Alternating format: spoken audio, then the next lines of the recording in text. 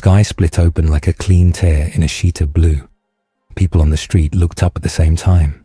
Some pointed, some froze. The air felt wrong, like a pressure change before a storm.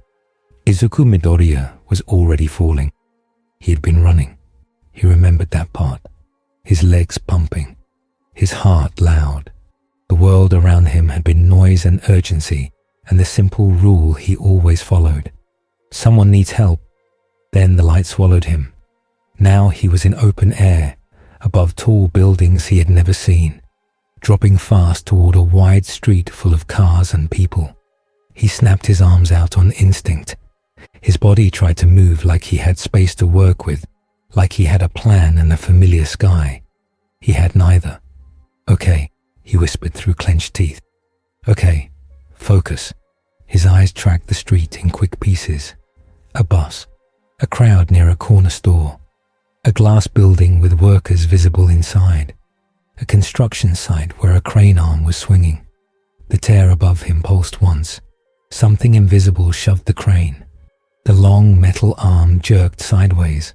The cable snapped. A huge load, steel beams bound together, swung out over the street like a giant hammer. People screamed and scattered. Cars slammed brakes. Someone tripped. A stroller tipped. Midoriya's stomach dropped harder than his body. He didn't think. He moved. A green burst of power hit his legs. The air cracked. He shot downward, angled toward the falling beams, his body fighting the pull of gravity with raw speed. For a split second, he saw his own hands shaking as he reached out. He could feel the power in his bones. He could also feel the danger of using too much without a plan. He didn't have time for a perfect plan. He hit the ground in a sliding crouch, boots scraping sparks off the pavement. The impact cratered the asphalt in a shallow ring, but he controlled it, keeping the shock from blowing cars off the street. The steel beams were still dropping. He punched upward, not to break them, but to change their path. His fist hit the bundle with a sharp boom. The load jerked, slowed, and the cable whipped. The beam swung away from the crowd. Not far enough. A second punch. A third. Each one timed so the beams moved where he wanted them, like guiding a heavy door that was trying to slam shut. The bundle crashed into an empty lane instead of a packed sidewalk, tearing up the road but missing people by a few yards. Midoriya's arms burned. His elbows screamed. He spun immediately, eyes scanning, breath rough. The stroller had tipped. A baby cried. The parent was on the ground, staring at the beams like they were still falling. Midoriya launched forward, scooped the baby and stroller in one motion, and set them behind a parked car that would shield them if anything else fell. "It's okay," he said fast, voice shaking but firm. "You're okay. Stay low. Cover your head." More screams, more movement. The crane tower itself groaned. It was bending, about to topple. Midoriya felt a prickling on the back of his neck. Danger. He didn't know what kind. He didn't know where it came from, but the feeling was sharp and urgent. His eyes snapped up. The crane tower leaned, slow at first, then faster, heading toward a glass building full of people. Midoriya's mouth went dry. He jumped. He didn't just jump. He kicked the air with power, and his body became a blur. He landed on the crane's base platform, feet cracking metal, hands slamming onto a support beam. The tower was too heavy. He knew that. He felt it.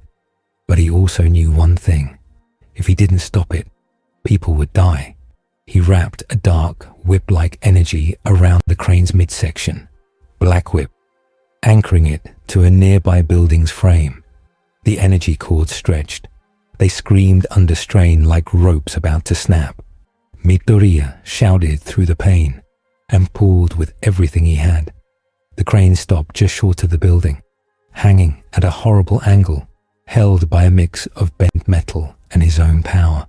For a second, the entire street went quiet, except for alarms and the baby crying. Then someone yelled, "Who is that?" A red and blue blur hit the street behind him, and Midoriya felt it before he saw it. Wind pressure, a rush of air, speed.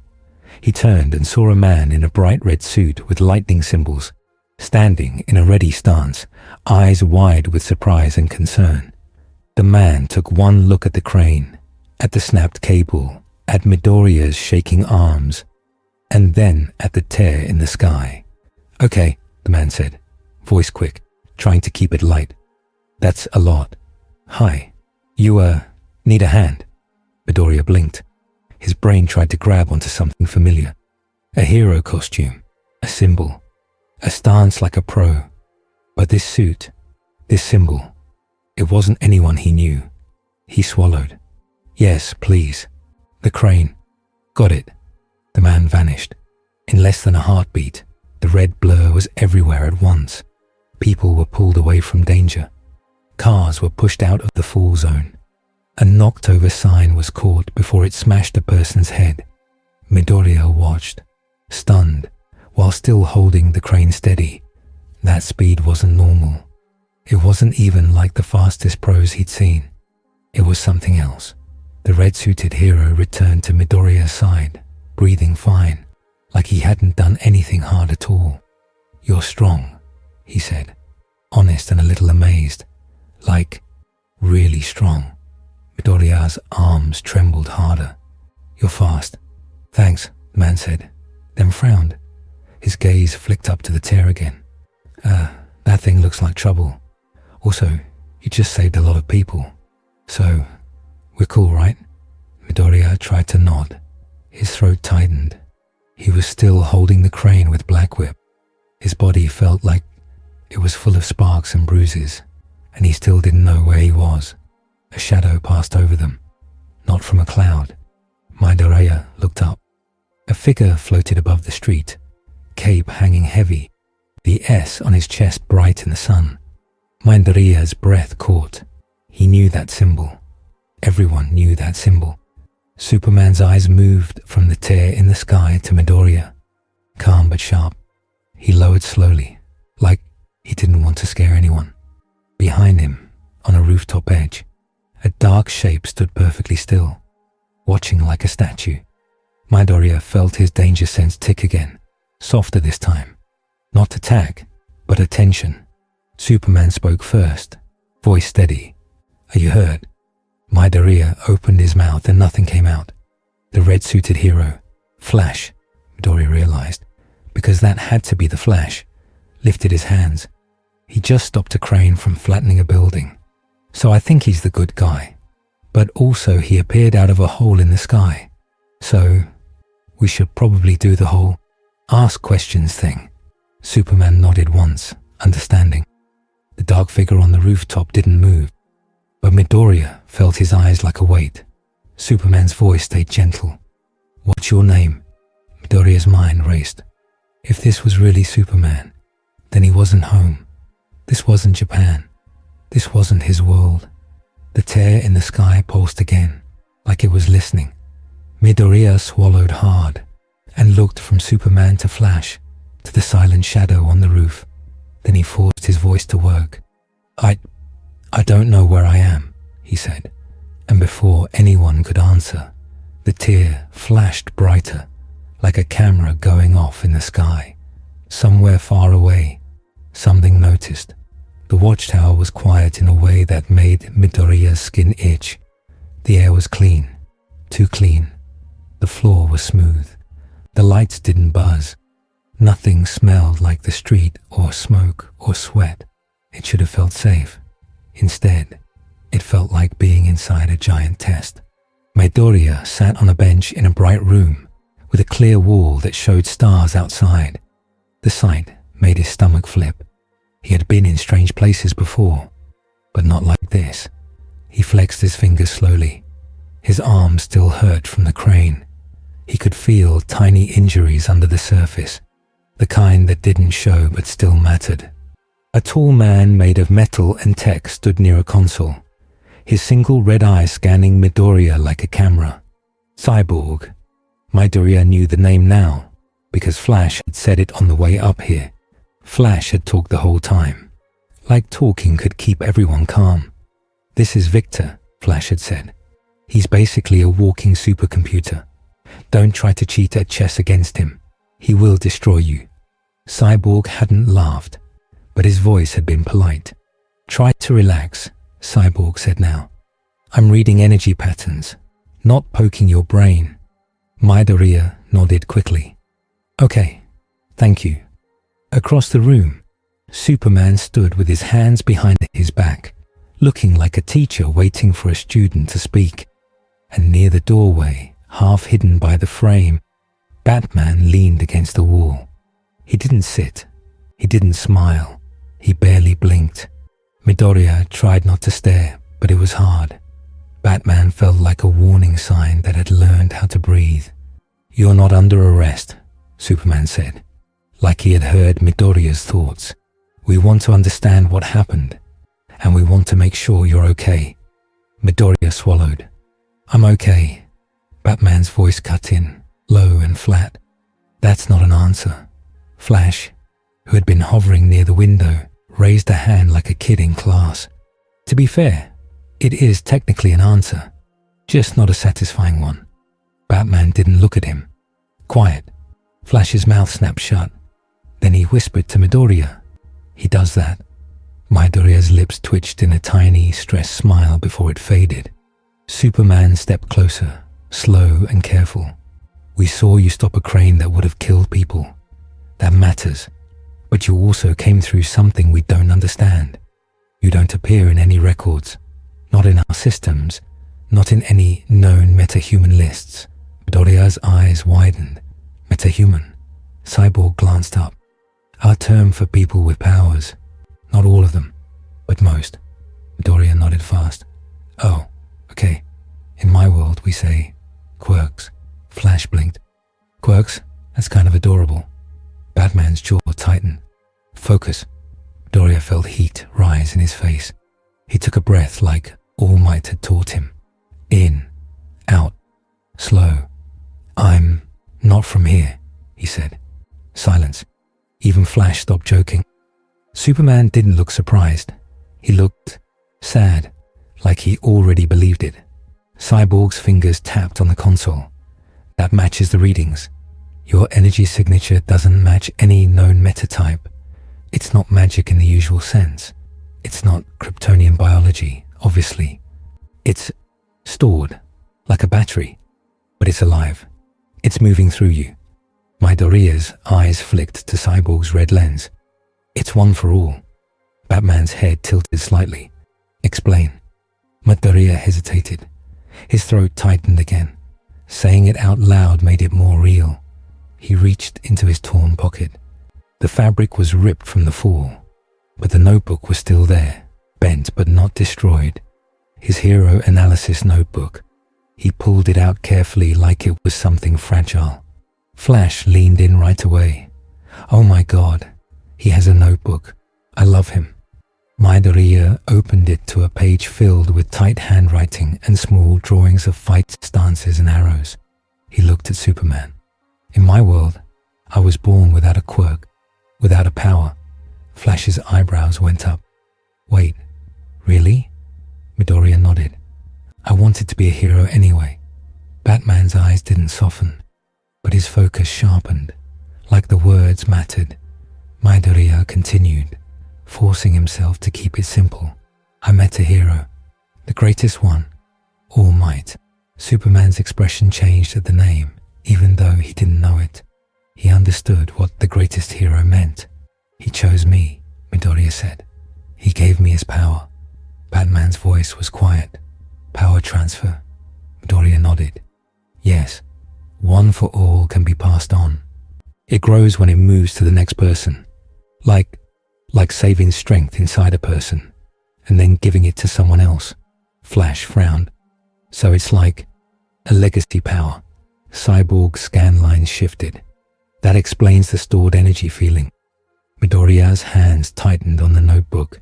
"It's very strong, but it can hurt me if I use too much." Batman's mouth tightened. "And yet you used it with control on the street." Midoriya swallowed. "I had to." Superman watched him carefully. "How old are you?" Midoriya hesitated. 16. Flash made a sound like he had been punched in the chest. Dude, Midoriya's face went hot again. I'm training. I'm not a pro. Batman pushed off the wall. The movement was small, but it changed the room. He walked closer, stopping just outside Midoriya's reach. You're trained, Batman said. Not fully, but enough. Your instincts are heroic. But instincts can be faked. Midoriya's heart hammered. I'm not faking. Batman's gaze flicked to the notebook. You analyze. Midoriya blinked. Yes. You planned your punches, Batman said. You guided a falling load without turning it into shrapnel. You anchored the crane. You used restraint and speed.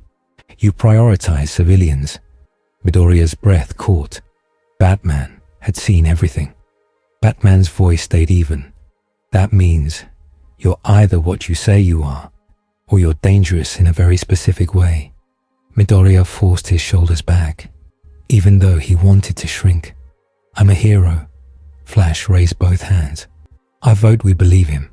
He literally saved a stroller. That's like the universal hero test. Batman finally looked at Flash. It's also the universal distraction test. Flash lowered his hands. Okay, yeah, fair. Superman stepped between them a little, not blocking Batman, just softening the space. We don't need to decide everything right now. We need to make sure he's safe and that the tear in the sky doesn't open again. Cyborg turned to his console. About that, I traced a pattern back to the moment he arrived. The tear wasn't random. It's like something locked onto him. Midoriya's stomach sank. Batman's voice went colder. So he's a beacon. Midoriya's hand shook. I didn't mean to. Superman held up a hand calm. No blame, not yet. The words were kind, but they also carried weight. Midoriya understood. Superman wasn't accusing him. He was being honest. The watchtower's screens flickered.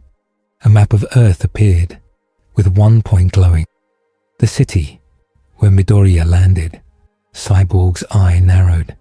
There's residual energy there. If something wants to come through again, that's where it would push. Flash rubbed the back of his neck. So what do we do? Put a do not enter sign on the sky? Batman's voice was blunt. We watch it. We prepare. We control information. Midoriya's chest tightened at that last part. Control information? Batman looked at him. If the world panics, people die. If enemies learn what you are, they will come faster.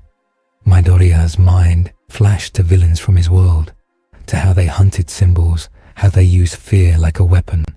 He understood too well. Superman spoke gently. We will decide what to share, but we will not treat you like an object. Midoriya's eyes stung. He blinked hard. Thank you. Cyborg's console beeped again. He pulled up a clip from the street. Civilian footage. Midoriya could see himself. A green blur. Black whips snapping out like dark ropes. The clip had already spread. In a tall building on Earth, Lex Luthor watched the same clip on a giant screen. Lex sat in a clean, expensive chair, hands folded like a man watching a lecture he already understood. His expression was calm, but his eyes were bright. A woman beside him, an assistant maybe, shifted nervously. We don't have a match in any database. Lex didn't look away from the screen. Of course you don't. The clip replayed. The kid redirecting the beams. The restraint. The focus. Lex leaned forward slightly. That is discipline. That is training. That is power that didn't grow naturally in this ecosystem. The assistant frowned. Ecosystem. Lex smiled faintly. Our world has rules. Even chaos has patterns. This boy arrived from outside the pattern. He paused the video on Midoriya's face, wide-eyed, scared, still moving toward danger. Lex's voice was soft. And he has something else. The assistant swallowed. What? Lex's smile didn't reach his eyes. A need. A hole inside him. A desire to be worthy. He stood. Find out where the leak took him. The assistant hesitated. If the leak has him, we can't. Lex's gaze cut like a knife. I didn't say we'd take him. Not yet. He turned away from the screen, already planning. We offer help. We offer answers. We offer a way home. The assistant blinked. You think he wants to go home? Lex's voice was certain. Everyone wants to go home. Across the country, in a different kind of office. Amanda Waller watched the footage too. Her room wasn't fancy. It was hard. Grey walls, no windows. A single table, a single screen. She watched the crane scene twice. Then the black whip moment. Then the way the kid moved through civilians like he was counting them. A man in a suit shifted beside her.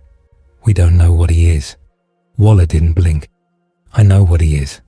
The man waited. Waller's voice was flat. A problem. She tapped the screen once. A 16-year-old with enough force in his legs to crater pavement. Enough control to save lives. Enough mystery to bring something through a hole in the sky. The man cleared his throat. Should we approach? Waller's stare was ice. Not with a handshake. She stood. We gather. We plan. If the League wants to babysit him, fine. But if he goes rogue, if he panics, if someone turns him, she let the sentence hang for a second. Heavy. We need a way to stop him. Back on the watchtower, Midoriya rubbed his thumb along the edge of his notebook. The paper was scuffed. A corner was torn. It was the only piece of his world he could hold.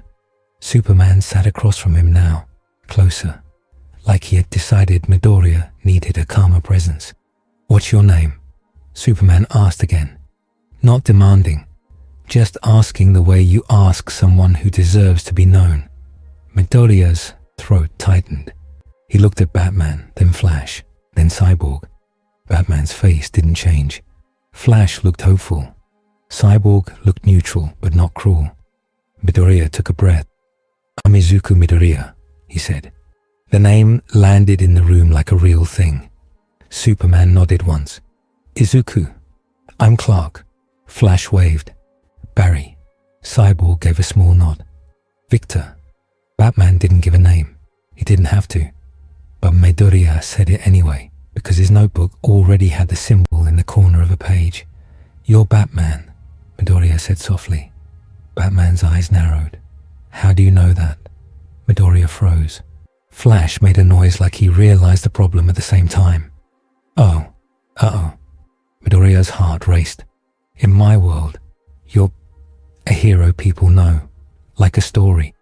Batman's face didn't soften. It sharpened. So you have knowledge of us. Midoriya shook his head fast. Not secrets, just the idea of you. Superman watched Batman carefully. Bruce. Batman didn't look away from Midoriya. We don't know what else he knows. Midoriya's hands clenched. I don't know your weaknesses. I don't know your real...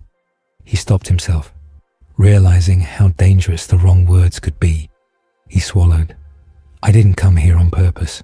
Cyborg's console beeped again, cutting the tension. A warning tone. A new reading from Earth. Victor turned fast. The residual energy at the arrival point. It's spiking. Barry's face went serious in an instant. The jokes dropped away like a switch flipped. That's bad. Superman's posture changed too. He wasn't tense. He was ready. Batman stepped back toward the doorway, already moving like he had done this 1,000 times. We go now. Midoriya stood without thinking. I can help. Batman looked at him like a weight scale. Risk, value, unknowns. Superman answered first. You can, but you'll follow instructions. Midoriya nodded hard. Yes. Barry pointed at Midoriya's notebook. And maybe don't take notes mid-fight. Midoriya blinked. Two don't. Barry grinned for half a second. I'm kidding. Mostly. The watchtower's teleport system activated. Light wrapped around them. Midoriya felt the shift in his stomach again, like falling without falling. And then they were back above Earth, in the sky over the same city. The tear was there again. Only now, it wasn't quiet. It was opening wider. Midoriya's boots hit a rooftop near the street where he had landed. The city below looked smaller from here, but the danger looked bigger. Sirens wailed. People ran. The tear in the sky pulsed like a wound that wouldn't close. Cyborg's voice came through a comm unit Batman had clipped onto Midoriya earlier. Energy levels are rising. Something is pushing through. Midoriya stared up and felt his danger sense prickle. Not a warning now. A scream inside his skin. Superman floated higher, eyes narrowed, scanning the tear with senses Midoriya couldn't understand. Batman spoke in short commands.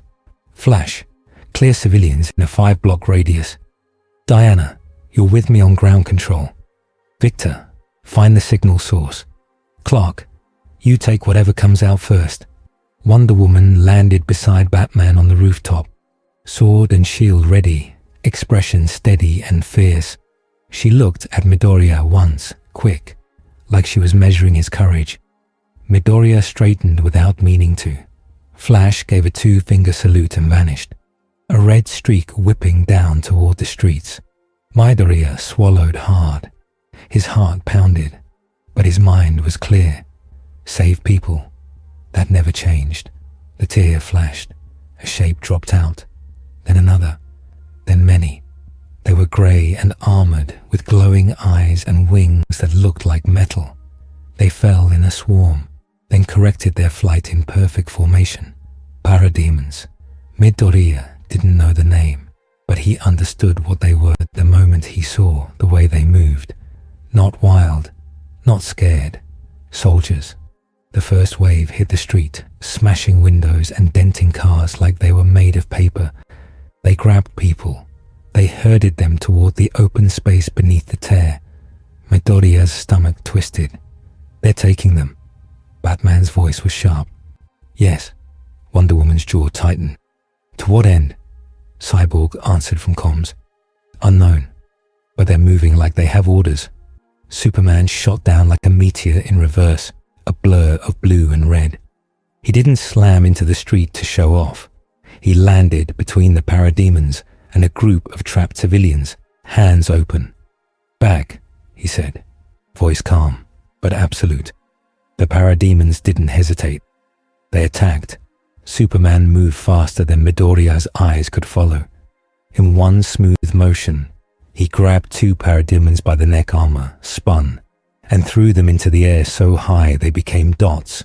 Heat vision flashed, not to burn the city, but to cut a parademon weapon in half with perfect precision. Midoriya stared for half a second, stunned. So it was real. Superman really was Superman. Then a parademon lunged for a child near a car, and Midoriya snapped back into motion. He launched off the rooftop with a burst of power. Body angled down toward the street. He felt his muscles complain, but he ignored it. He landed beside the child and scooped them up. The parademon swiped a claw at his back. Black Whip snapped out from Midoriya's arm like a living rope and caught the claw mid-swing. The energy cord wrapped, tightened, and yanked. The parademon stumbled forward, off balance. Midoriya turned, feet planted, and slammed his other fist into his chest plate. The armor cracked. The parademon flew backward into a lamppost, bending it. Midoriya's arms buzzed. He set the child behind a chunk of concrete and pointed. Stay there. Cover your head. The child's eyes were huge. They nodded without speaking. Flash streaked past, carrying 3 people at once, setting them behind an overturned bus like it was a safe wall. He zipped back instantly, voice echoing from everywhere. Evac route is open. Keep moving. Batman and Wonder Woman hit the street like a coordinated strike.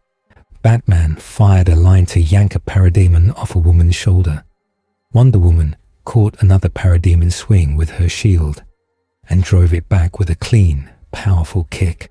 Midoriya's danger sense flared again. He looked up. A heavier shape dropped from the tear. This one was larger with thicker armor and a weapon that hummed with energy. Its eyes weren't empty like the others. They were focused. It landed hard enough to crack the street. The parademons shifted around it, like wolves making room for the leader.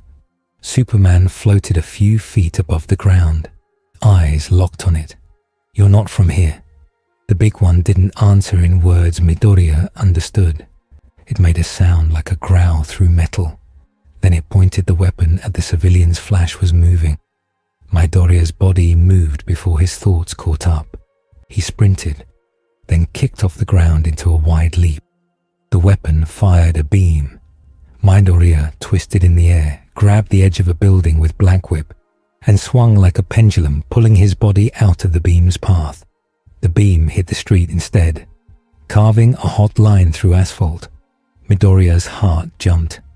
If that had hit people, he landed beside Flash, breath rough.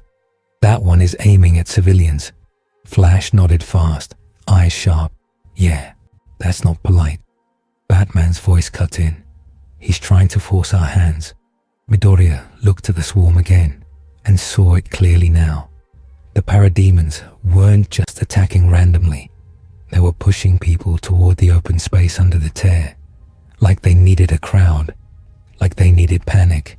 Cyborg's voice came through, strained with focus. The tear is stabilizing.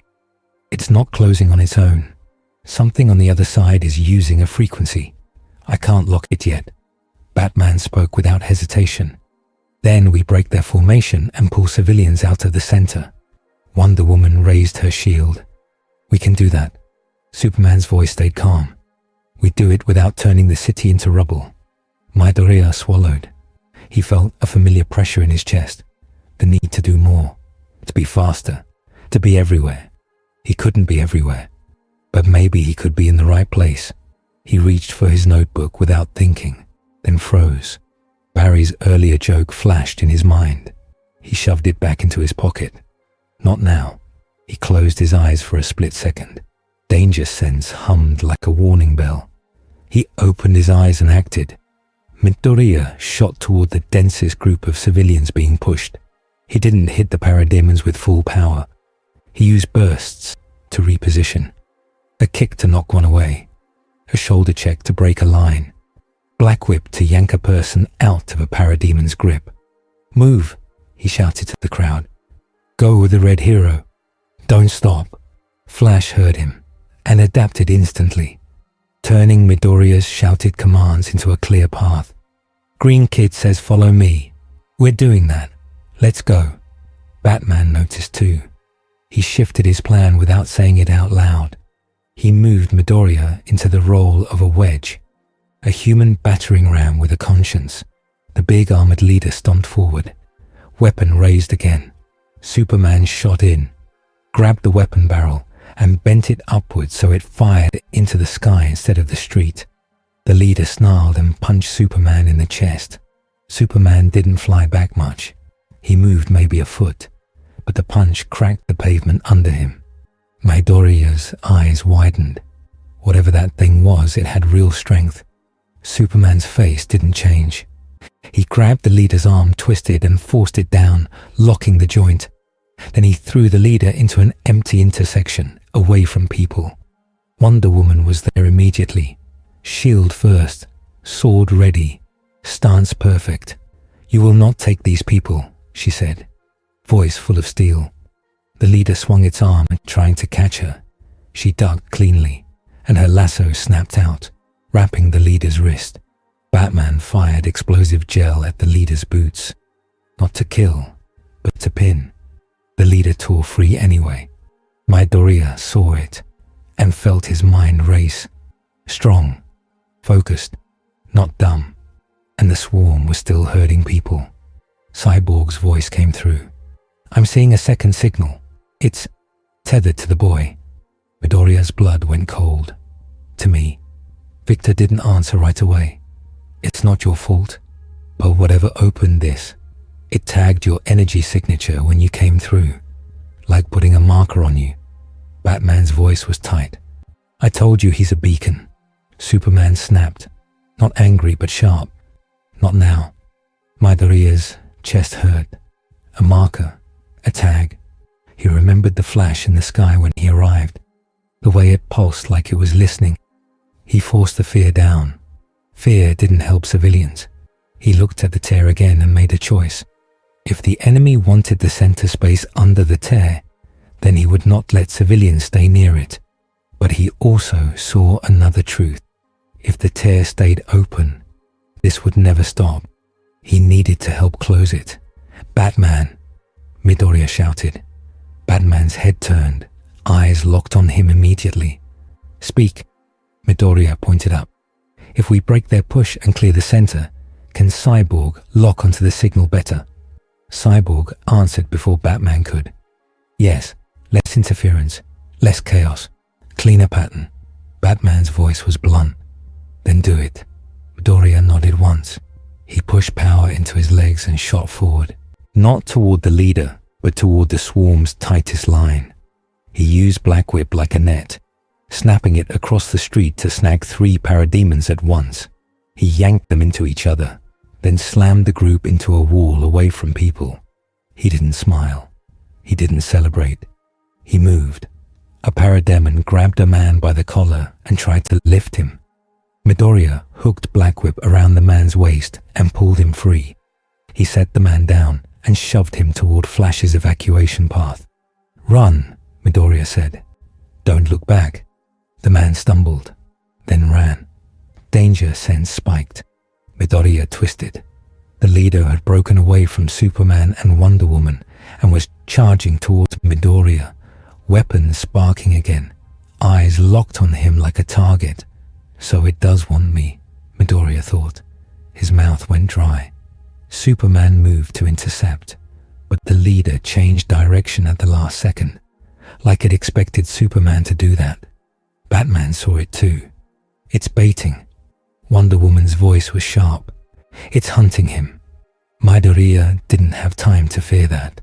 He remembered training. He remembered that sometimes you win by changing the battlefield, not by hitting harder. He shot backward, luring the leader away from civilians toward an empty stretch of street. The leader followed fast.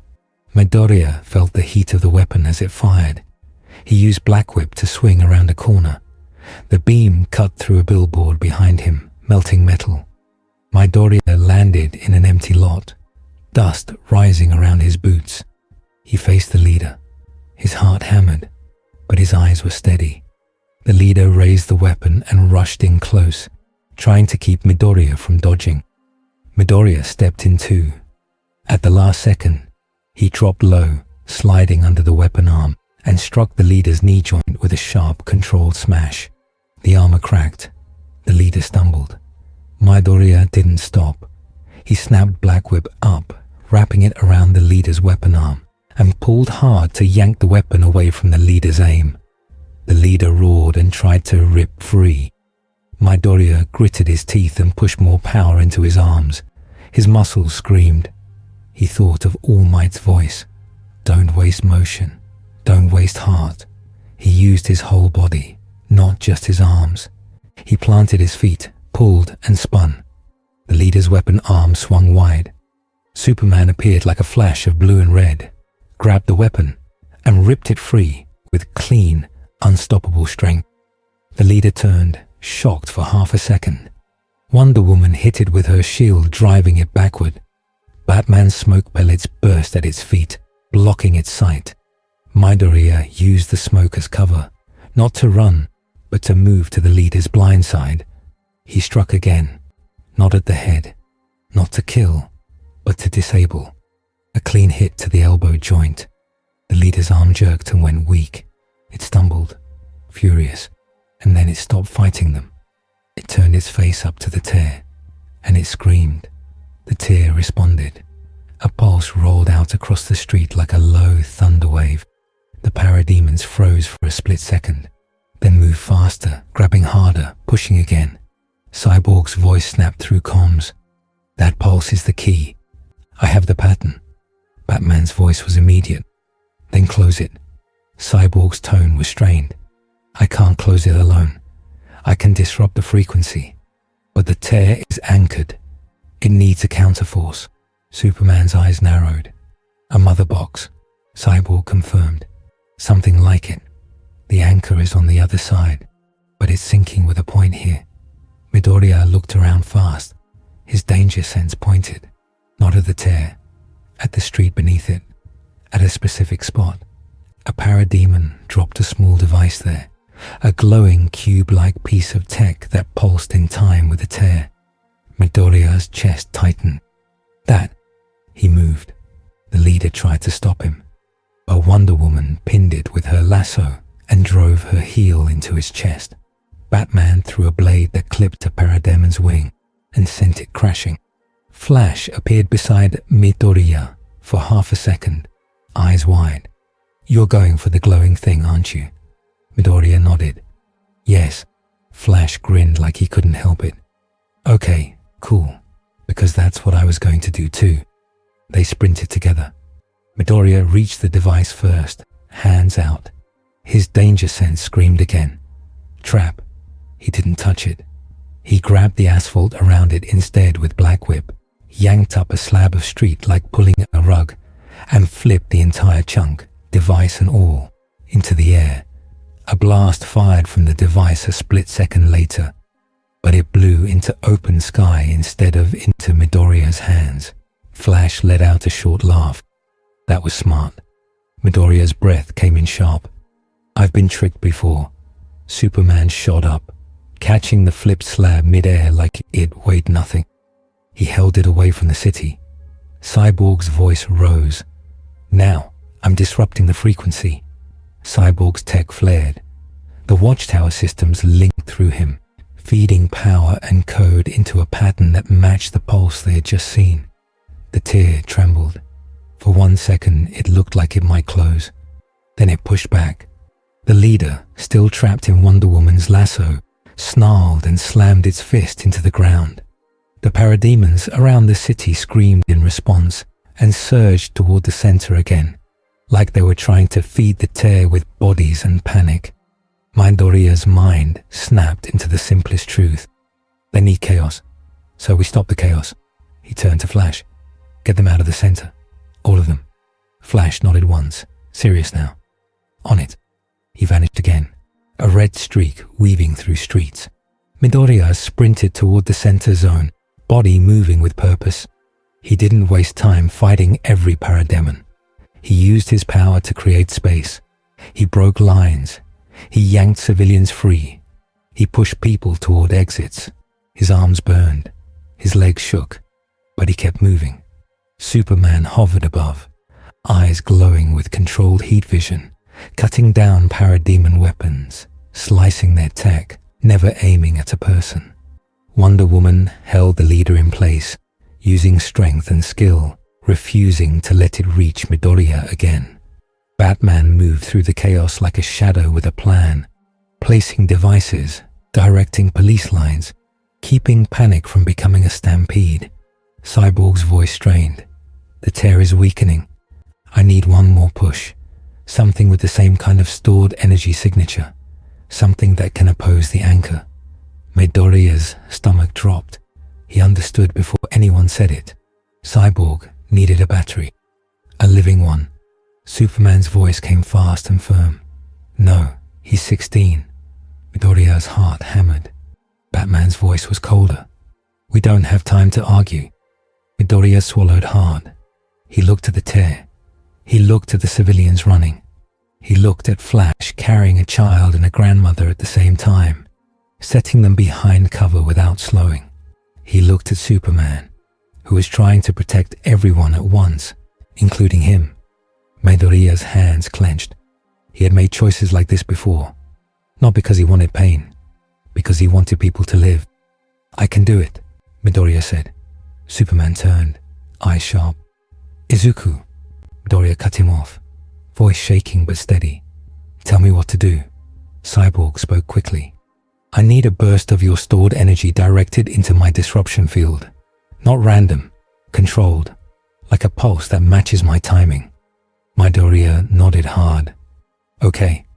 Batman stepped closer, voice low. "If you lose control, you could widen it." Midoriya's breath caught. "I won't." Batman's eyes held his for a long second. Then he gave a short nod, like he accepted the risk because he had no better option. Midoriya moved to Cyborg's marked position. Batman pointed him to a spot where Victor's field would intersect the tear's weakest edge. Cyborg's voice came through. On my count. 3, 2. Midoriya drew in a breath and reached deep inside himself, to the place one for all lived like a bright, heavy storm. He didn't unleash everything. He didn't try to be flashy. He tried to be precise.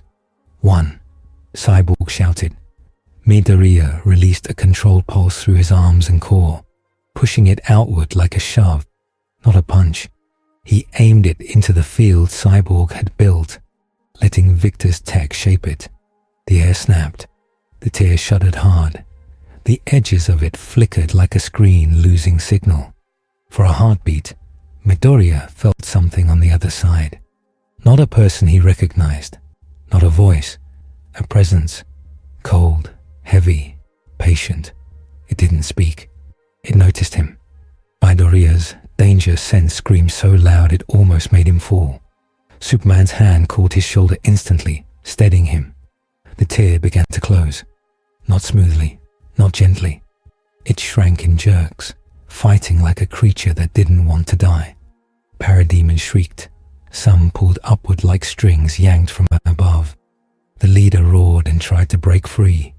Wonder Woman tightened the lasso. No. Batman threw a device at the leader's feet. It exploded in a tight, controlled blast, knocking the leader backward without turning the street into shrapnel. Flash appeared beside the leader for a split second, slapped a restraint device onto its chest, and vanished again. The leader struggled, then looked up at the closing tear with fury. It did not beg. It did not retreat like a coward. It raised its head like it was taking a final picture of the world. And then the tear snapped shut. The sky became normal again. The city didn't become quiet, but the feeling of wrongness faded. Midoriya stood there, breathing hard, sweat on his face, arms trembling. His legs felt like they might give out. Superman stayed close, steady and protective without smothering. Flash slowed down enough to actually walk, which looked strange on him. He looked around at the damage and the people and the paramedics already moving in. He let out a long breath. Okay, that could have been worse. Batman didn't answer. He was staring at Midoriya, not with suspicion now, with calculation that had changed. Cyborg's voice came through, calmer. It's closed, but I'm still reading residual tether signals. Midoriya's stomach dropped again. So it's not over. Cyborg hesitated. Not over, just delayed. Batman's voice was low. They didn't come here by accident. Wonder Woman walked up, lasso coiled again, eyes focused. They were testing, measuring. Flash looked at Midoriya, half joking but not really. So, your first day here, you saved a bunch of people, helped close a hole in the sky, and got targeted by alien demon soldiers. Midoriya gave a weak, strained smile. That sounds normal for me. Flash blinked, then laughed once, quick and shocked. I like him. Superman looked down at Midoriya, voice gentle again. You did well, but you also put yourself at risk. You're not alone here. Midoriya nodded, but his eyes drifted to the spot in the sky where the tear had been. He could still feel that presence, like a cold finger pressed against the back of his thoughts. Something had looked at him. Something had learned his shape. And somewhere, far away, plans were changing. The city looked bruised when the dust finally settled. Midoriya stood on a cracked sidewalk and watched emergency workers move like a practiced wave. Firefighters cut open bent car doors. Paramedics checked people sitting on curbs. Police tried to hold lines while cameras leaned in from every angle. His arms still shook. His legs felt like they had been filled with wet sand. He kept seeing the tear closing. He kept feeling that cold attention from the other side, like a finger tapping on his back. Superman hovered low above the street, talking to responders, lifting a crushed beam with one hand so a stretcher could pass under it. He did it like it was normal, like saving people was as simple as breathing. Flash moved slower now, which looked wrong on him. He was still fast, but he was choosing to be calm. He guided civilians to safe zones and spoke into a police officer's ear. then pointed at a route that would avoid broken glass. Batman didn't stay in one place. He moved through the scene like a shadow that could give orders. People listened without arguing. Wonder Woman stood near the captured commander, watching it struggle against restraints. The creature's eyes stayed angry, even as the tear was gone. Cyborg's voice came through Midoriya's comm. Steady but tired. Residual tether is still present. It's weaker, but it's there. Midoriya swallowed. So it can happen again. Not the same way, Cyborg said. But something learned your pattern. That's the problem. Midoriya's chest tightened. Superman drifted closer, landing beside him. Hey! Midoriya flinched a little, then forced himself to relax. Superman's eyes were kind, but they missed nothing. You did a hard thing, Superman said, and you did it while scared. Midoriya shook his head quickly. I wasn't. Superman's hand lifted, gentle, stopping the lie before it grew. You were. That's not shame, that's honesty. Midoriya looked down at his hands. Black Whip had left faint marks on his palms, like pressure lines. He wanted to ask 100 questions. He also wanted to disappear into a quiet room and breathe. A woman shoved a microphone forward from behind a police line. Superman, who is the boy? Is he with you? Is he responsible for the portal? Midoriya's heart jumped. More microphones appeared. Phones were held high like a wall of eyes. Superman's posture shifted just a little. He didn't look angry. He looked protective. I'm not answering that right now, Superman said, voice firm but calm. The priority is the injured and the displaced. Give them space. A reporter shouted, Is he a metahuman? An alien? A weapon? Midoriya felt his throat close. Batman's voice cut across the noise. Back up. It wasn't loud. It didn't need to be. People moved anyway. Batman walked to Midoriya, his cape dragging over cracked pavement. He didn't touch him. He just placed himself so the cameras couldn't get a clean shot of Midoriya's face. You'll come with us, Batman said. Midoriya nodded too fast. Okay. Flash appeared beside them, holding a blanket and a bottle of water like he had stolen them from a first aid station. He pushed them into Midoriya's hands. Drink, Flash said. You look like you're going to pass out, and I am not carrying you up to space. That is not in my job description. Midoriya blinked. Space. Flash pointed up. Watchtower. Big shiny place. Stars. Very cool. Also very stressful. Midoriya tried to drink, but his hands shook so much the bottle rattled against his teeth. He forced himself anyway. Batman watched it with the smallest shift of attention, then turned his head towards Superman. We can't keep him here. Superman's eyes stayed on the crowd. I know. Wonder Woman stepped closer. The people saw him. They will talk. Batman's jaw tightened. We manage what they think they saw. Flash muttered. Good luck with that. Midoriya looked up once more at the empty sky. The tear was gone. The normal blue looked almost fake after what he had seen. He didn't feel safe yet. He felt marked. The watchtower's quiet was worse after the noise of the city. Midoriya sat again in the bright room with the star window. The bench felt too clean. The air felt too still. Cyborg stood at a console, running scans that didn't seem to end. Data flowed like a river. Flash paced, then stopped pacing, then paced again. He tried to look casual and failed. Wonder Woman stood with her arms crossed, calm as a statue.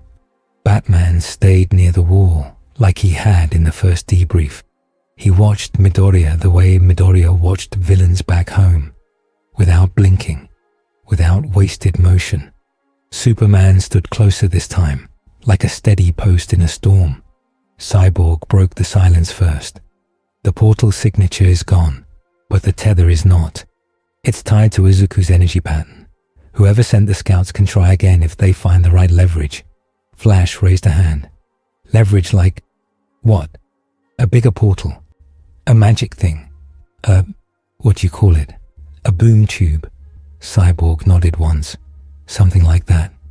Batman's voice was flat. "And now the world knows he exists." Midoriya's stomach tightened. "I'm sorry." Superman shook his head. "You don't apologize for saving people." Midoriya stared at the floor. "In my world, when villains learn your name, they use it. They hurt people to reach you." Batman's eyes sharpened. "That is also true here." Wonder Woman's voice was steady. "We should speak about his name then, his identity." Midoriya's heart jumped again. Batman turned his head slightly. "He already made one mistake. He said he knew who I was." Midoriya winced. "I didn't mean." Batman cut him off. "Intent doesn't change risk." Flash held up both hands. "Okay, but everyone knows who Batman is. He's Batman." Batman's stare snapped to Flash. "Not everyone." Flash shut his mouth. Then he pointed at Midoriya's notebook, which sat on the bench beside him. "He also has that, which is honestly kind of cute." Midoriya's face heated. He pulled the notebook closer, like it was a shield. Superman lowered his voice. "Izuku, in your world, are we public figures?" Midoriya swallowed. "Not like news, like stories, comics, movies. My classmates and I, we knew you." Batman's voice went colder. "So he has a map of us." Midoriya shook his head hard. "No, I don't know secrets. I don't know your private lives. I just know the idea. Like, Superman is hope. Batman is fear for criminals. Wonder Woman is a warrior. Flash is fast," Flash said, grateful to be included. "Yes." Midoriya's shoulders hunched. "It's not tactical. It's not like that." Batman didn't relax. Superman looked at Batman. "Bruce." Batman's jaw flexed, but he didn't argue. Not yet. Cyborg tapped the screen, and a new display appeared. It showed the city footage again. Midoriya's face was blurred this time, masked by digital blocks. "I can scrub the clearest angles," Cyborg said. "Not all, but enough to slow down anyone trying to ID him." Batman nodded once. "Do it." Flash blinked. "Is that legal?" Batman didn't answer. Wonder Woman's gaze moved to Batman, then to Superman. "We are not rulers. We cannot decide what truth the world is allowed to see." Batman's voice was calm and sharp. "We can decide if the truth gets someone killed." Midoriya's chest tightened at the words. He had heard versions of this debate before. His world had heroes and rules. This world had heroes and hard choices. Superman's voice stayed gentle, but it carried weight. "We will protect him. We will also protect the public. Victor, do what you can without harming innocent people's lives." Cyborg nodded. "Understood." Midoriya's hands clenched on his notebook. He wanted to say he didn't want anyone's truth harmed because of him. He also didn't want people to die because his name was trending. He didn't know what the right answer was. Batman spoke again. "We also need contingencies." Midoriya flinched. Superman's eyes narrowed. "We need plans." Batman didn't look away. "Same thing." Flash sighed. "Here we go." Midoriya swallowed. "Do you think I'm going to hurt people?" Batman answered honestly. "I think anyone can, under enough pressure." Midoriya's throat tightened. "I don't want that." Batman's voice didn't soften. "Want doesn't matter in a crisis." Wonder Woman stepped forward, her tone firm. "He chose to put himself between civilians and death. That matters." Batman's reply was immediate. "So did the commander." Midoriya blinked. "What?" Batman's eyes stayed cold. "It pulled him away from civilians. It baited him. It understood his moral reflex." Midoriya's stomach dropped. He remembered it turning toward him, hunting him. Batman continued. "It was testing you." Flash muttered. "Everything is testing everything with you, Bruce." Batman didn't react. "If they test him again, they will use something harder than parademons." Superman's voice lowered. "We will be ready." Midoriya's hands shook slightly as he opened his notebook.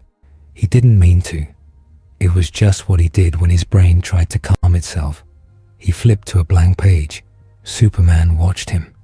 What are you writing? Midoriya hesitated. It helps me think. Batman's gaze snapped to the notebook. Show me. Midoriya froze. Why? Batman's voice was flat. Because if you're writing weakness notes about us, I need to know. Flash made a choking sound. Wow, subtle. Midoriya's face went hot, but he forced himself to stay calm. He turned the notebook so Batman could see the page. It wasn't a weakness chart. It was a simple list. Superman. Protect civilians first. Flash. Moves people fast. Clear space. Batman. Plans ahead. Controls panic. Wonder Woman. Holds the line. Doesn't hesitate. Cyborg. Reads patterns. Finds the key. Midoriya's voice was small. I'm not trying to beat you. Batman stared at the page for a long moment. Then, very quietly, he said, Good. He didn't apologize, but the word itself was a shift. Midoriya let out a breath he didn't realize he was holding. Flash leaned over Midoriya's shoulder. Okay, that's actually a really good list. And Midoriya blinked. It's basic. Flash grinned. Basic is underrated. Cyborg's console beeped again. He pulled up a new feed. News broadcasts, social media clips, headlines. Unknown teen hero in Metropolis. Portal attack. Alien invasion. Is the Justice League hiding a weapon? Midoriya's stomach twisted. Superman's jaw tightened. We can't let this spiral. Batman's eyes narrowed. It already is. Lex Luthor watched the same headlines with a calm smile. He stood in a glass office, high above a city that always looked clean from above. The screen in front of him showed blurred footage of a green-haired teen, moving too fast, striking too hard, saving too many people for someone unknown. Lex didn't need the face. The behavior was enough. An assistant stood beside him, shifting her weight like she wanted to leave the room. The League is scrubbing angles. Someone is masking his identity. Lex's smile grew a fraction. Of course they are. She frowned. So we can't identify him.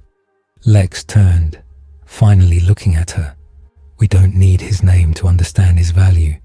He walked to the window, hands behind his back. A power system from outside our world, strong enough to bend a field that resisted the League's technology. The assistant swallowed. Do you think it's magic? Lex's eye stayed on the city. I think it is a resource. He tapped the glass lightly. And I think the League will try to protect him the way they protect every symbol. The assistant hesitated. What do you want to do?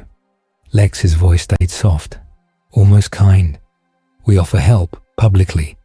She blinked. Help? Lex smiled again. Rebuilding funds, trauma support, scholarships for victims, anything that paints me as the responsible adult in the room. He glanced back at the screen. And privately, we create a door only he can walk through. The assistant looked nervous. A trap. Lex didn't call it that. A choice. Amanda Waller didn't smile at the headlines. She sat in her grey office and watched the footage with a face that didn't change. A man across from her slid a file onto the table. No match, he said. Not Star Labs, not League logs, not any known meta. Waller's eyes didn't move from the screen. He's not ours. The man swallowed. Should we approach the League? Waller finally looked at him. We're not asking. She tapped the table once. We plan for outcomes. Good outcomes and bad ones. The man hesitated. He helped stop the portal. Waller's stare was sharp. A fire can warm you. A fire can burn your house down. She leaned forward. Get me a list of pressure points. The man frowned. Pressure points? Waller's voice was cold. Friends, family, values. Anything he would bleed for. The man looked uncomfortable. We don't even know his last name. Waller's mouth tightened. Then we start with what we do know. She pointed at the screen. Midoriya was moving civilians out of the center, even while stronger enemies pressed him. He cannot ignore a person in danger, Waller said. That is a lever. The man swallowed again. We're going to use civilians as... Waller cut him off. We're going to be ready when villains do, She sat back. And build contingencies in case the leak fails. Back on the watchtower, the debate didn't end in one neat sentence. It never did. Wonder Woman pushed for trust built with honesty. Flash pushed for kindness. Cyborg pushed for clear rules. Batman pushed for preparation. Superman pushed for protecting Midoriya as a person, not as a headline. Midoriya listened and felt a strange heat behind his eyes. They were arguing about him like he was a storm cloud, like he might rain death if the wind turned. He understood why. He still hated it. Superman finally turned to Midoriya. "We need to set boundaries." Midoriya nodded quickly. "Yes, I want that." Batman's eyes narrowed. "You want supervision?" Midoriya swallowed. "I want to not hurt anyone. I want to help." Flash lifted a finger. "He's basically asking for a teacher." Midoriya's cheeks flushed. "Ah yes." Superman's expression softened. "In your world, you had a school, a system." Midoriya nodded. "Yes." Batman's voice was blunt. "We don't have that." Wonder Woman said. "We have mentors." Batman looked at her. "And wars." Midoriya's stomach tightened. "I can learn. I just need to understand how you do things." Batman watched him for a long moment. Then he spoke, slow and deliberate. "If you want to learn, you learn the hardest lesson first." Midoriya blinked. "What is it?" Batman's voice was flat. "Patience." Flash groaned. "Oh no." Midoriya swallowed. Patience was not his strength. His whole body was built to move when someone screamed. Batman continued. "You don't get to punch your way through every problem." Midoriya nodded quickly. "I know." Batman's stare sharpened. "Do you?" Midoriya's mouth opened, then closed. He thought of the tear, the presence, the way the enemy had baited him. He nodded slower. "I want to." Batman turned his head slightly towards Superman. "I'll take him for field observation." Flash's eyes widened. "You're taking the kid to Gotham." Batman didn't deny it. "He wants reality. Gotham is reality." Midoriya's heart jumped. Gotham. He knew Gotham. Not personally, not like a place he had walked, but the name carried weight, even in his world stories. Heavy streets, fear, a city that didn't sleep. Superman's gaze stayed on Batman. "You're doing this to test him." Batman answered without shame. "Yes." Wonder Woman's voice was firm. And to protect him from the headlines, Batman didn't answer, which was almost the same as agreeing. Cyborg frowned. If he's tethered, moving him could draw attention. Batman's eyes narrowed. Or it could keep attention away from Metropolis, where they already marked the arrival point. Superman was quiet for a long beat. Then he said, "If you go with comms open, and you pull out if the situation changes." Batman nodded once. "Fine." Midoriya's chest felt tight and light at the same time. Part of him was scared. Part of him felt relieved. A teacher. A mission. A chance to prove he wasn't a bomb. He gripped his notebook harder.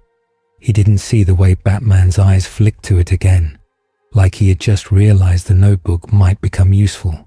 Somewhere else, in a place that didn't feel like space or Earth. A golden mask turned slightly. Dr. Fate did not speak aloud. He didn't need to. The thread had been pulled. The knot had tightened. The boy's will had pushed against a doorway that should not have moved, and something on the other side had looked back. A warning settled in the silence like a stone. This was not a random accident. This was now part of the board. Gotham's air felt different the moment Midoriya stepped out of the Batplane. It wasn't just colder. It was heavier. The city lights below looked sharp and pale. The streets were darker than they should be. Even the wind felt like it had teeth. Midoriya stood on a rooftop beside Batman, cape snapping behind him. A small comm unit sat in Midoriya's ear. He could hear a soft hiss of static, like a reminder that he was connected. Batman spoke without looking at him. "Rule 1. Midoriya straightened. "Yes." Batman's voice was flat. "You don't rush in." Midoriya's stomach tightened. Even if Batman cut him off, especially if Midoriya swallowed. Okay. Batman's head turned slightly. White lenses fixed on Midoriya. Rule 2. Midoriya held his breath. You don't show your full power unless you have no other choice, Batman said. This city is tight. Buildings are old. People are close. You hit too hard, and the ground becomes a weapon. Midoriya nodded hard. Understood. Batman looked away. Rule 3. You watch. Midoriya blinked. Watch? Batman's voice stayed blunt. You learn the pattern. You learn fear. You learn why this city needs a different kind of hero. Midoriya felt the weight of those words. He glanced down at the street. A man in a coat walked fast under a broken streetlight. A group of teens stood on a corner, too still, watching cars like hunters. Midoriya's danger sense didn't scream. It didn't need to. The city itself was a warning. Batman moved first, stepping off the roof into the dark like he belonged to it. Midoriya followed, careful, silent, trying to copy the way Batman used shadows. He failed. His shoes scuffed. His breath was too loud. His body wanted to move, to bounce, to spring. Batman stopped and looked back just a little. Midoriya froze. Batman didn't say bad job. He didn't have to. The pause said it for him. Midoriya forced himself to slow his breathing. He thought of how he trained with all might, how he learned to control output, to not waste motion. This was a different kind of control. Batman's voice came through the comm. Eyes up. Midoriya lifted his gaze. Batman pointed with 2 fingers at a rooftop across the street. A small, almost invisible light blinked there. Then another blink from a different rooftop. Midoriya frowned. Cameras. Spotters, Batman said. Midoriya's stomach tightened. For criminals. Batman's voice was flat. For anyone. Midoriya felt a cold ripple in his chest. In his world, villains watched too. But Gotham's watching felt like it never stopped. They moved across rooftops, staying low using corners, never standing in open light. Midoriya's legs ached from holding back. He wanted to jump. He wanted to move fast. He didn't. He watched. Batman stopped near a warehouse district by the river. The water below was black and slow. Batman crouched behind an air unit and pointed down toward the docks. Midoriya followed his gaze. A truck rolled in with no company name. Men stepped out carrying long crates. They moved like they were trained. Not street thugs, not jokers in masks. Midoriya's danger sense prickled. Not a full scream, a warning tap. Batman spoke softly. This is why you came. Midoriya swallowed. Human trafficking. Batman's voice was cold. Meta-human trafficking. Or people they want to turn into it. Midoriya's stomach twisted. They're taking people with powers. Batman nodded once. Or people they can break. Midoriya felt heat rise behind his eyes. In his world, villains took people too. They stole quirks. They used bodies like tools. He had sworn he would never let that be normal. He looked at Batman. We stopped them. Batman's voice stayed controlled. We learn first. Midoriya clenched his hands. Then he forced them open again. Watch. Learn. A man opened one crate. Midoriya could see inside for a split second. Metal collars. Tech. Clean. Not homemade. Batman's head tilted slightly. That's new. Midoriya whispered. What does it do? Batman didn't answer right away. His gaze stayed fixed. We find out.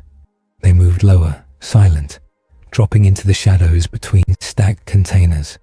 Midoriya's heart pounded. He wanted to sprint in and break every crate. Batman touched his arm once. A quick, firm tap. Midoriya froze. 2 guards walked past, talking low. Payments coming in tomorrow, one said. They wanted quiet. The other snorted. Quiet in Gotham. Sure. Midoriya listened, taking in every word like it mattered, because it did. Then a new smell hit the air. Sweet, bitter, like rotten flowers.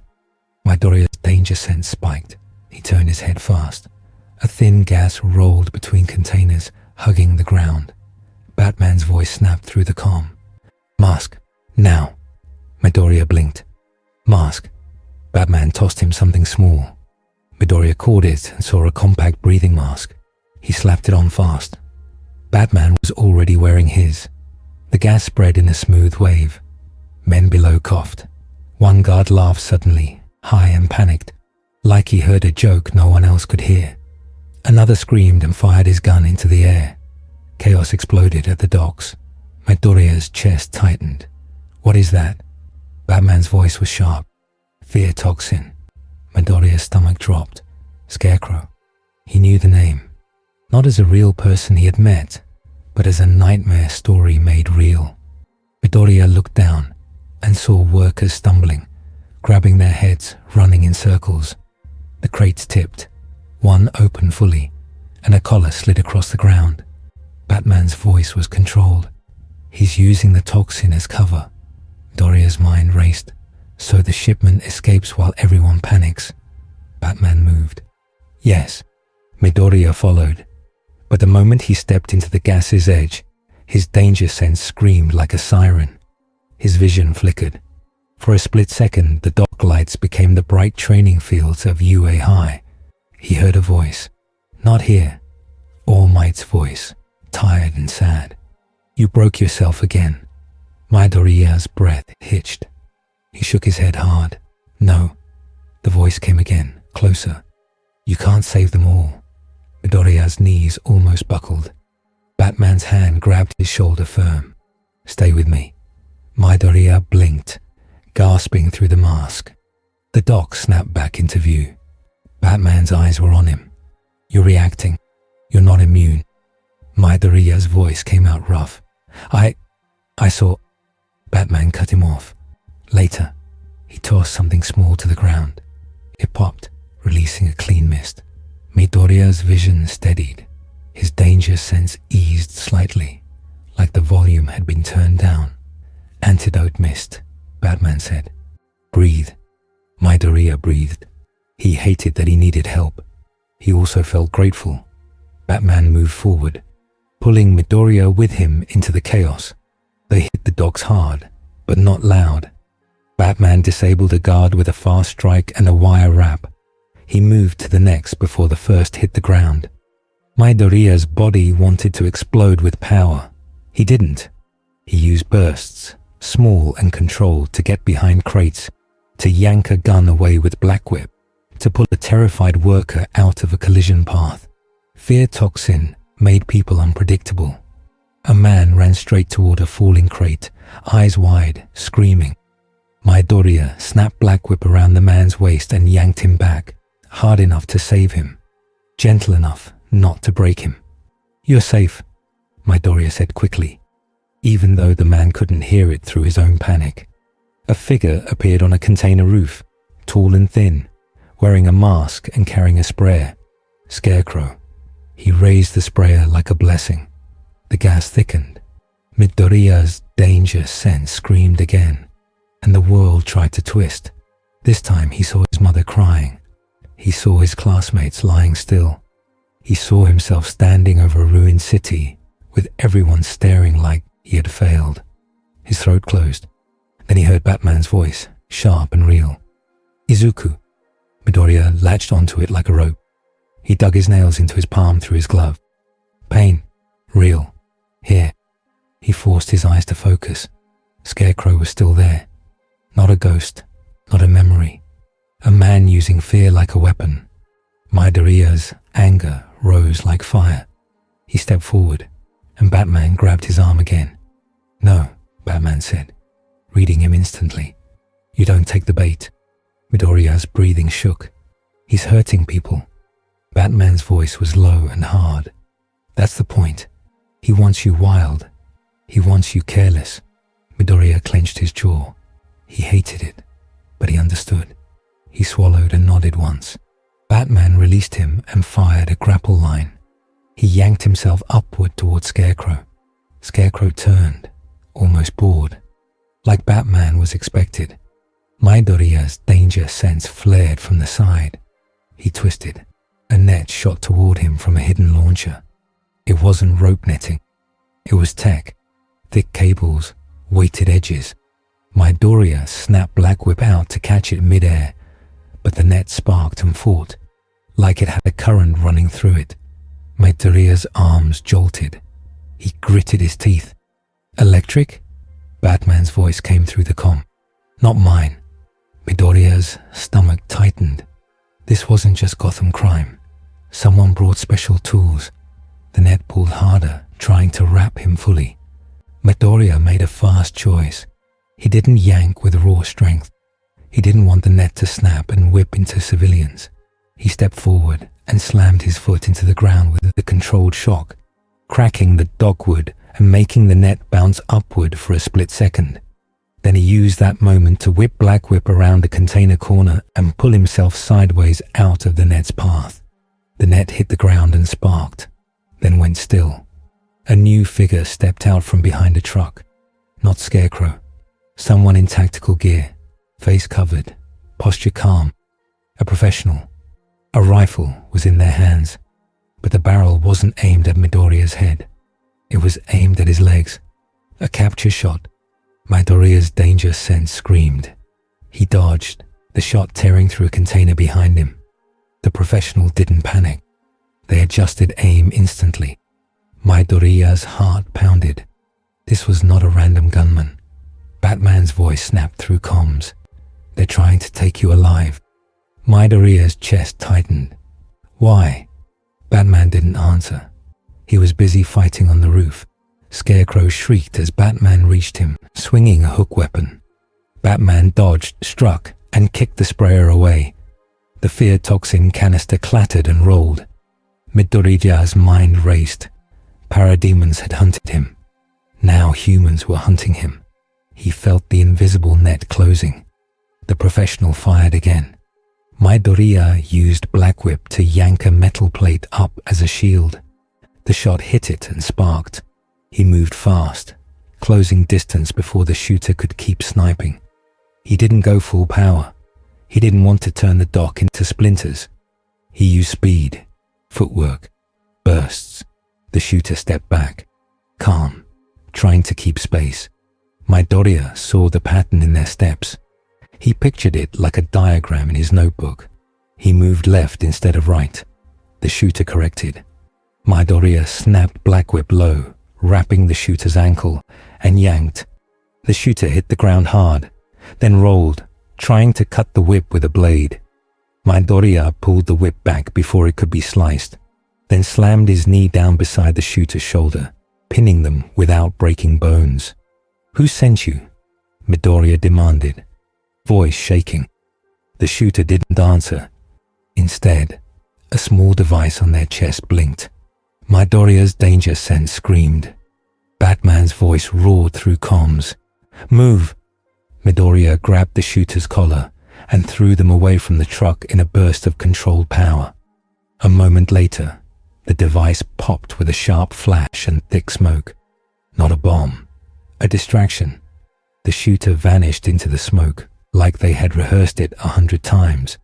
Midoriya coughed through his mask and cursed under his breath, frustrated and scared at the same time. Batman dropped from the container roof beside him. Scarecrow was gone too, leaving only a knocked-over sprayer and a trail of panic. Batman's eyes scanned the dock fast. They got what they wanted. Midoriya's chest tightened. They escaped. Batman's voice was colder. Not just escaped. They watched. Midoriya swallowed. They wanted to see how I fight. Batman's gaze shifted to the crates again, and what we're investigating. Midoriya's eyes snapped to the crates. Some were gone. Trucks were already rolling out, drivers pushing through the chaos, while fear toxin made police and civilians scatter. Midoriya's fists clenched. We can stop them. Batman's voice was blunt. Not all of them. Midoriya hated that, but he knew Batman was right. Stopping one truck might save a few people.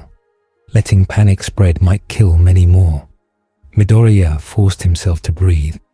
Batman pointed. Those people. Midoriya followed his finger. A worker was on the ground, coughing. maskless, eyes wide with fear. Another guard was crawling away with a broken ankle, screaming. Batman's voice was hard. They matter too. Midoriya nodded once, swallowing the frustration like bitter medicine. He moved to the worker first. Ripping open a small kit Batman tossed him, and fitting a mask over the worker's face. "Breathe," Midoriya said. "You're safe. You're safe." He didn't know if it was true. He said it anyway, because people needed it. Above them, police sirens grew louder. Gotham was waking up to the chaos. Midoriya's comm crackled. Cyborg's voice came through. "I'm picking up unusual tech signatures at your location. That collar tech, it's not standard Earth design. It's got traces similar to the portal residue." Midoriya's stomach dropped. "So it's connected." Batman's jaw tightened. "Apocalypse." Flash's voice cut in, tense. "You guys okay? Because I'm seeing Gotham social feeds and this is getting ugly fast." Midoriya blinked. "Social feeds." Flash sounded annoyed. "Someone filmed the fear gas panic, and someone filmed the green-black whip thing. And now, half the internet thinks you're a new Gotham monster." Midoriya's chest tightened. Batman's voice stayed cold. "Of course." Midoriya looked up at the rooftops. He saw camera lights blinking. Spotters, not just criminals. Everyone. Batman's hand pressed against his calm for a second. "Clark, you hearing this?" Superman's voice came through, calm but tight. "I'm hearing it." Batman's eyes narrowed. "This was a test." Midoriya swallowed. "By who?" Batman didn't answer with a name. He answered with the truth. "By anyone who wants to control you." Midoriya's hands shook as he stood. He looked at the river, at the trucks leaving, at the fear gas drifting away. He felt tired down to his bones. He also felt something else. Resolve. He turned to Batman. "Teach me." Batman's gaze held his. "Good," Batman said. Then quieter, like it cost him something to say it. "Because now they know you're real." Midoriya's throat tightened. They already knew. Batman's voice was flat. "No. Now they know you can be scared. And they know you still move forward." Midoriya stared at him, understanding the shape of the threat. Fear didn't weaken him. Fear made him human. And humans could be trapped. Batman looked toward the dark street where the trucks had gone. "We'll follow the trail." Midoriya nodded, jaw set. Somewhere in Gotham, someone had paid for fear gas and capture nets and alien-linked collar tech. Somewhere else, someone was watching the footage and writing plans. Midoriya touched his notebook through his pocket, like it was a heartbeat. He didn't write in it. Not yet. But he knew what the next page would be titled. Gotham, Rules of Fear. And beneath it, a simple line he didn't want to admit, but had to. "They're coming for me." 2 weeks later, Izuku Midoriya could tell what kind of day it would be by the way the watchtower felt. On calm days, the halls sounded empty. The light stayed steady. The screens showed Earth like a quiet blue marble. On busy days, there were more voices in the comms, more alerts, more quick footsteps, more quiet tension that sat in everyone's shoulders. Today was busy. Izuku stood in a training room that looked like a clean gym, made by someone who never sweated. The floor had impact panels. The walls could change shape. Targets could move. Everything could measure him. Batman had insisted on that part. "Measurement is not punishment," Batman had said. "It's how you avoid accidents." Izuku bounced lightly on his feet, trying to shake out nerves that didn't want to leave. His arms were wrapped in support tape. His gloves were reinforced. His mask sat ready on a bench nearby, because Gotham had taught him that air itself could become an enemy. Cyborg's voice came through the room speakers. "You're running hot today." Izuku blinked. "Hot?" "Energy output." "It's higher," Cyborg said. "Not dangerous, just emotional." Izuku swallowed. He knew why. He had been dreaming about the tear again. Not the tear itself, but the feeling behind it. The cold attention, the sense of being seen. He tried to push that thought down. He failed. Superman stood near the edge of the room, arms folded, calm and patient. He wasn't coaching like a strict teacher. He was there like a steady person in the stands, like someone who would catch you if you fell. Flash sat on a padded box, eating a protein bar like it was punishment. He's nervous because Batman told him patience is a weapon. Batman stood behind glass in the observation room, silent. Izuku could feel him, watching like a camera that never blinked. Izuku took a breath. Superman nodded once, a quiet signal. Go. Izuku moved. He didn't explode forward like he used to. He didn't treat every drill like a life or death rescue. He had learned that if he always used a sledgehammer, he would break the floor, the walls, and himself. He tapped one for all into his legs at a controlled level and dashed across the room. A target popped up. He struck it with a clean hit, not a full smash. Another target moved behind him. He pivoted and used Black Whip, not as a wild lash, but as a precise line to pull himself sideways. He landed lightly, knees bent. No crater. Batman's voice came through a speaker, flat as always. Better. Izuku's chest loosened just a little. Batman rarely gave him words like that. When he did, Izuku treated them like medals. Flash raised a hand. Okay, but can we talk about how better is basically a love letter from Batman? Batman didn't respond. Superman's mouth twitched, like he was trying not to smile. Izuku's face warmed. He forced himself to stay focused. He ran the next drill, then another. He kept his output steady. Cyborg chimed in. Your tether readings spike when you spike. Keep it controlled. Izuku swallowed. Still? Cyborg's voice stayed practical. Still, it's quieter than before. But it's not gone. Izuku nodded. Quiet didn't mean safe. He finished the final drill and stopped, breathing hard. Sweat ran down his neck. His arms trembled a little, but not from damage, from work. Superman stepped closer. How do you feel? Izuku thought for a second, then answered honestly. Like, I can do more than I used to, but also, like the world is watching me even when it's quiet. Superman didn't pretend that wasn't true. It is. Izuku's hands curled, then relaxed. He reached into his pocket and pulled out his notebook, the one that was now held together by tape and stubbornness. The cover said, Hero Analysis, in his messy handwriting. Flash leaned in instantly. Notebook time. Izuku opened to a page titled, Justice League, Field Rules.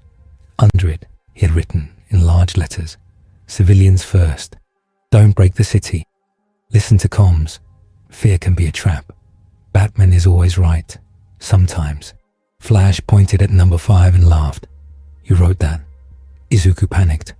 2 wrote it as a reminder, for myself. Batman's voice came through, dry. Good. Izuku blinked. Flash stopped laughing for a second. Wait, did Batman just approve of a joke? Batman said nothing.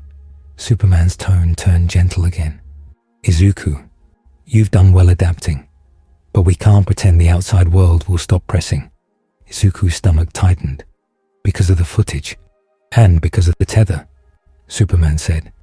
And because you're powerful. Izuku nodded slowly. Power drew eyes. Eyes drew hands. Hands tried to grab what they didn't understand. Cyborg's console beeped, and the training room's main screen flickered to a news clip. Lex Luthor announces Metropolis Rebuilding Fund. Lex Luthor stood in front of cameras, smiling like a man who had never been afraid of anything. Behind him were engineers, city officials, and a huge banner with clean words about safety and unity. Izuku felt his jaw tighten. He had heard the name enough times now to know what it meant in this world. Flash groaned. Oh, that guy. I don't like his face. Batman's voice came through instantly. Focus. Cyborg spoke over the clip. He's making a public play. Donations. New tech. Portal defense. Superman's eyes narrowed slightly. He's positioning himself as the answer. Izuku's stomach churned. Portal defense? Cyborg's voice was flat. He wants to build something that looks like protection. It will also give him access to the data he wants. Izuku swallowed. Data about me. Batman didn't deny it. Yes. The clip shifted. Lex's smile widened as he spoke into microphones. And in times like these, Lex said, we must rely not only on myths, but on measurable solutions. Izuku felt cold creep into his chest. Lex didn't say his name. He didn't have to. Izuku closed his notebook slowly. What do we do? Batman's answer was immediate. We don't let him get close. Flash raised a hand. Counterpoint. He's already close because he owns half the city. Superman looked at Izuku. You don't go alone. You don't respond to invitations. Not without a plan. Izuku nodded quickly. Okay. He meant it. Then his comm buzzed. A new channel. Unknown origin. Cyborg snapped. Don't answer. But the channel opened anyway, forcing itself through like a door that didn't care about locks. A smooth voice filled Izuku's ear. Hello, it said. Izuku Midoriya. Izuku froze. His blood turned cold. Batman's head lifted behind the glass. Superman's posture shifted. Flash stopped moving. Izuku's mouth went dry. How do you? The voice stayed calm, almost friendly. I have resources. I have eyes. I have an interest in anomalies. Izuku's throat tightened. Lex Luthor. Lex gave a soft chuckle. You're quick. Batman's voice thundered into Izuku's comm. Sharp enough to cut. Disconnect. Cyborg's voice followed, urgent. I'm blocking. Lex continued like he wasn't hearing them. I won't waste your time. I know you want something. You want to go home. Izuku's chest tightened so hard it hurt. Superman's eyes stayed on Izuku, steady. He didn't speak over the channel. He let Izuku choose. Izuku swallowed. I do. Lex's voice lowered, like a secret. I can help with that. Izuku's hands trembled. How? Lex didn't answer with details. He answered with bait. You have a power system that should not exist here. You pushed against a tear that resisted the League's best tools. That means your energy pattern can interact with the doorway. With the right equipment, with the right mathematics, you could do more than close it. You could open it. Flash whispered. No. No. Batman's voice hissed. Don't. Izuku forced his voice to stay steady. And what do you want? Lex's pause was small, but it was there. Respect. Or calculation. Transparency, Lex said. Cooperation. A sample. A scan. The kind of information the League will keep from me because they are afraid of what I will build. Izuku's stomach turned. Superman's voice finally cut in, calm but firm. Lex, he's a child. Lex sounded amused. He's a hero. There's a difference. Izuku's nails pressed into his palm. He remembered Gotham, fear toxin, capture nets, collars with alien traces. He remembered parademons hunting him like prey. I'm not giving you my power, Izuku said quietly. Lex's voice stayed smooth. That's not what I asked. Izuku's heart pounded. It is what you mean. Another pause. Then Lex spoke like a man offering a gift. Come to my event tonight. Public, safe. Just a conversation. If you refuse, that's your choice. But if you come, you'll hear something the League won't tell you. Izuku swallowed. What? Lex's voice softened. That the tether is not a simple mark. It is a beacon. And one day, something bigger will follow it. Izuku's danger sense prickled at the words, like his body agreed. Lex continued. If you want to be ready for that day, you need every tool available, even mine. The channel clicked off. Silence fell. Izuku's chest rose and fell too fast. Flash spoke first, voice tense. Okay, he knows your name. That's bad. Cyborg's eye glowed brighter. He forced a comm link through multiple layers. That's also bad. Batman's voice was low. It's not surprising. Izuku looked up at Superman, eyes wide. How does he know my name? Superman's gaze was steady. It could be from footage we didn't catch, or from someone in the city, or from someone listening where they shouldn't. Batman's voice tightened. or from a leak. Flash flinched. Dude. Batman ignored him. We have a bigger problem. Lex is making his move in public.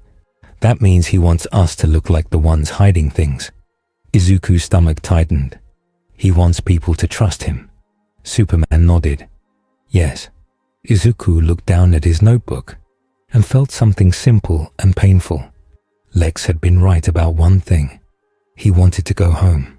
He missed his mum. He missed his classmates. He missed the sound of his own city. He missed knowing the rules. And Lex was trying to turn that longing into a leash. Batman's voice cut through his thoughts. You're not going. Izuku opened his mouth to agree. Then his comm buzzed again. This time, it wasn't Lex. It was a different channel. A hard voice, controlled, official. Amanda Waller, it said. Izuku's stomach dropped. Batman's posture changed like a blade being drawn. Waller's voice didn't bother with greeting.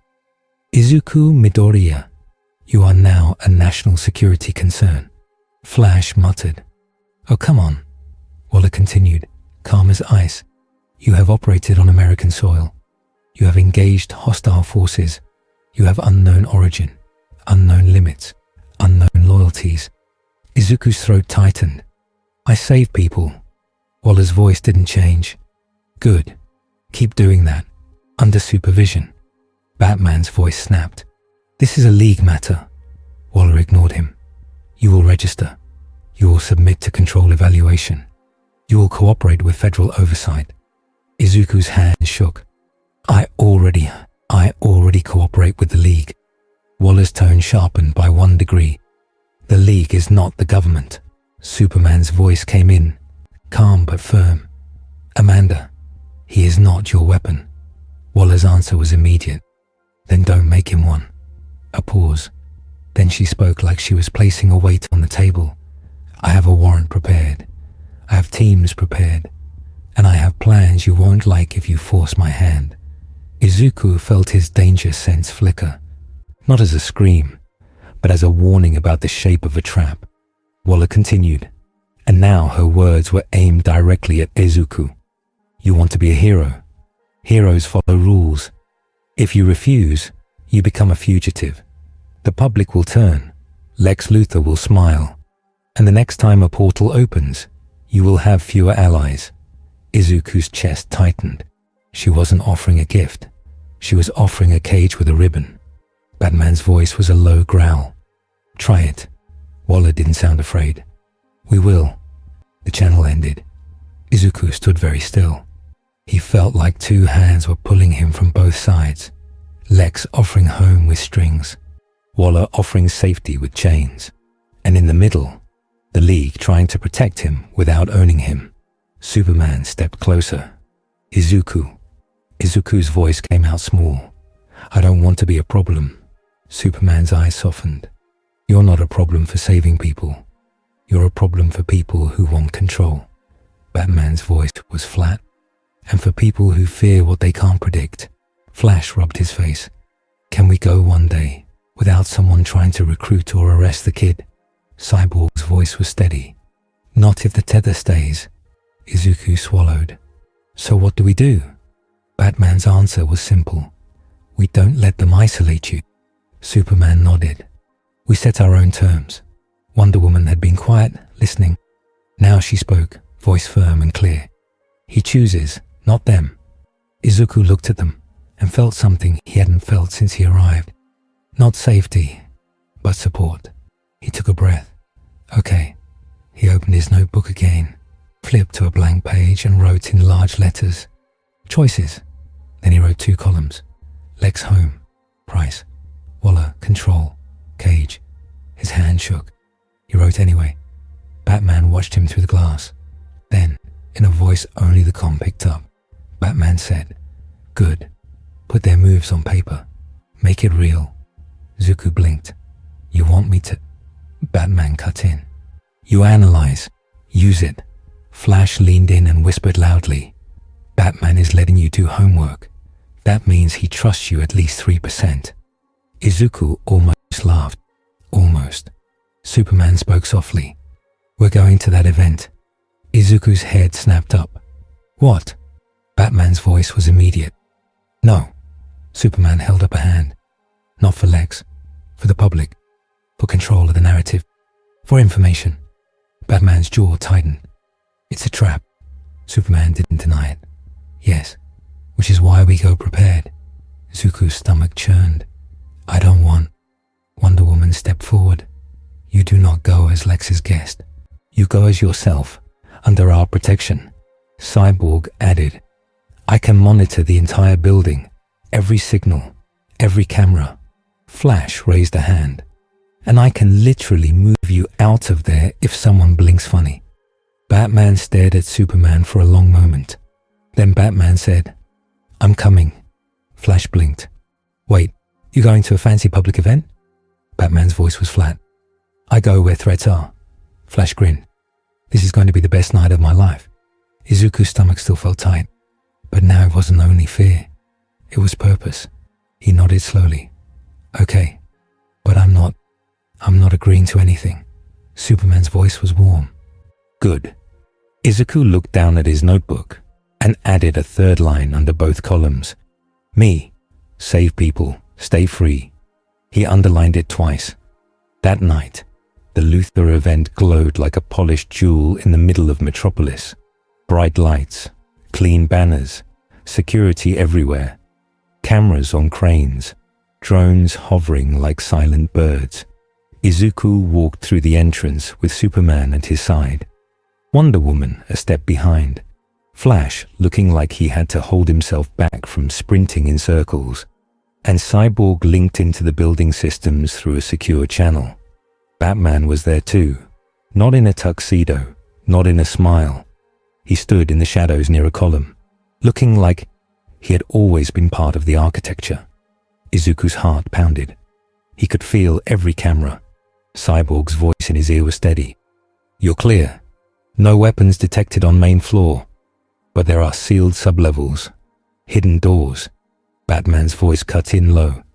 Of course there are. Lex stood at the front of the hall, shaking hands, smiling for photos. When he saw Superman, his smile widened in a way that felt like a challenge. When he saw Izuku, his eyes sharpened just for a second, like someone seeing a prize they planned to win.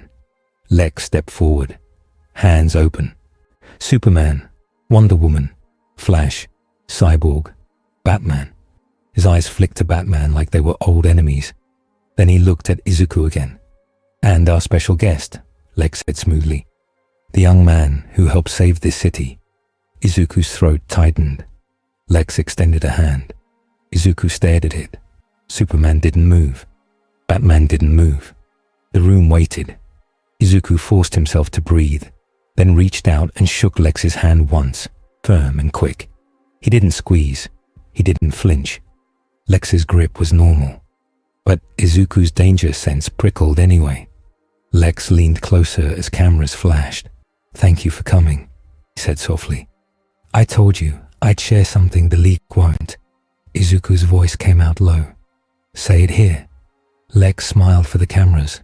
Not here. He turned to the crowd and raised his voice. Tonight, we begin building a future where no Skytear can threaten our children again. Applause erupted. Izuku watched the crowd and felt a strange sickness. They wanted safety so badly they would clap for anyone who promised it, even if that person wanted control. Lex continued. Portal defense is not a myth. It's engineering. Cyborg's voice in Izuku's ear tightened. He's lying by omission. Batman's voice followed. He's making himself essential. Lex finished his speech with clean words about unity and strength. Then, as people mingled, he guided the League and Izuku toward a side corridor with fewer cameras. Izuku's danger sense grew louder. Lex stopped by a door with a scanner. A private room. No press. Just facts. Batman stepped into the corridor's shadow. You're not alone with him. Lex's smile stayed polite. Of course not. The door opened. The room inside was small and clean, with a single table, a screen, and a glass wall that looked out over the city. Lex gestured. Please. Superman didn't sit. Wonder Woman didn't sit. Batman didn't sit. Flash looked like sitting would physically hurt him. Cyborg stood near the wall, eye glowing. Izuku stayed near Superman. Lex pressed a button on the table. The screen lit up with an image. The tear in the sky, frozen in a frame. Lex's voice turned quieter, more serious. This was not random. You already know that. Izuku swallowed. What do you know? Lex tapped the screen again. Data appeared. Frequency patterns, energy spikes. A line that traced back to Izuku's arrival. Izuku felt his stomach drop as he recognized the shape. Lex continued. Your energy pattern is acting like a key, or a beacon. That is why the scouts targeted you. Superman's jaw tightened. We know. Lex nodded. Then you also know that next time won't be scouts. A cold prickle ran down Izuku's spine. He remembered the presence. Lex leaned forward slightly. I can build a system that masks your beacon. Cyborg's voice snapped in. That's not possible without studying his energy. Lex looked at Cyborg like he appreciated the interruption. Correct. I need access. A full scan. Controlled samples. Izuku's hands clenched. No. Lex's gaze stayed calm. Then you will remain a signal in the dark, and eventually, something will answer. Wonder Woman's voice was sharp. Stop trying to frighten a child into compliance. Lex's smile thinned. I'm not frightening him. I'm respecting him enough to tell the truth. Batman's voice was low. You're selling. Lex's eyes flicked to Batman. And you're hiding. The room went tighter. Lex turned back to Izuku. I can do more than mask you. I can open a stable doorway, one that sends you home. Izuku's breath caught. Superman's voice was firm. Lex ignored him. You want to go home. That is not weakness. That is love. Izuku's eyes stung, and he hated that they did. Lex pushed one more step. Help me build this, and you get what you want. Izuku swallowed. At what cost? Lex spread his hands. Knowledge, cooperation, some limits. Batman's voice was flat. Control. Lex didn't deny it. Responsibility. Izuku's heart hammered. He wanted to believe there was a clean answer. He wanted to believe home could be bought with a scan. But he remembered Gotham. He remembered collars. He remembered capture nets meant to take him alive. He looked at Lex and saw the shape of it. If Lex got a piece of One for All, Lex would not stop at helping. He would replicate, weaponize, own. Izuku's voice shook, but he kept it clear. No. Lex's smile didn't break. Think carefully. Izuku took a breath and said the truth that he had been carrying since the first day. I want to go home. More than you know. But I won't trade people for it. Lex's eyes sharpened. People. Izuku nodded. If you build something with my power, someone will use it to hurt others. Maybe not you. Maybe someone after you. But it will happen. Lex's smile finally faded a little. You have a child's faith. Izuku's chest tightened. No, I have experience. Silence. Superman's voice was calm. He's made his choice. Lex leaned back, studying Izuku like a puzzle that refused to click. Then you leave me with a few options. Batman's voice was a warning. Try anything. Lex looked at Batman and smiled again. Smaller now. I already did. Izuku's danger sense screamed. The glass wall behind Lex flickered. The room's light stuttered. Cyborg's voice surged in Izuku's ear. He just activated a sub-level system. Energy spike. Batman moved like a switch flipped. Out. Superman stepped toward Izuku. The floor dropped. Not literally. The floor stayed. But the space under Izuku's feet shifted, like gravity turned sideways for a second. Izuku stumbled. Superman caught him instantly. A hum filled the room, low and heavy. The screen on the table flashed a symbol Izuku didn't recognize, but his body reacted like it did. The tether. Lex's voice stayed calm, almost disappointed. I didn't want to do this publicly, but you forced my hand.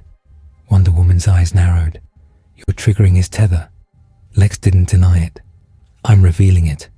To the people who think they can hide reality. Cyborg's voice tightened. He's amplifying your signal, Izuku. He's using tech to ping the other side. Izuku's heart slammed against his ribs. He could feel it now.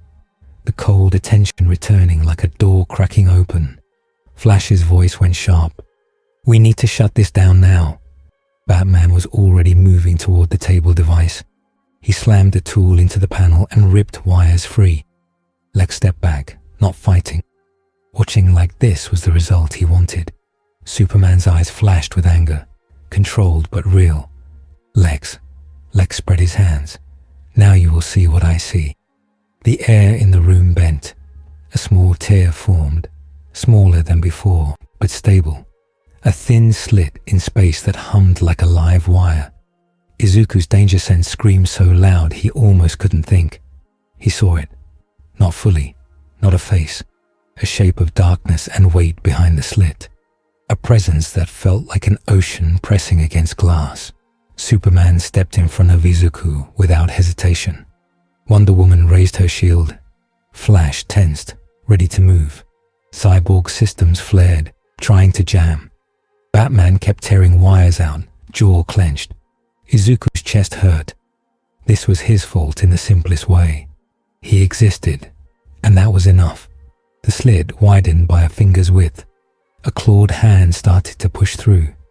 Not a parademon hand. Something else. Thicker, heavier. The room's lights dimmed like fear was draining them. Lex's eyes gleamed. There it is. Izuku's hands clenched. Superman's voice was sharp. "Izuku, stay behind me." Izuku swallowed. "I can help." Batman's voice snapped. "Not by feeding it." Izuku's mind raced. Cyborg needed a counterforce last time. Something to push back. But this time, the tear was small.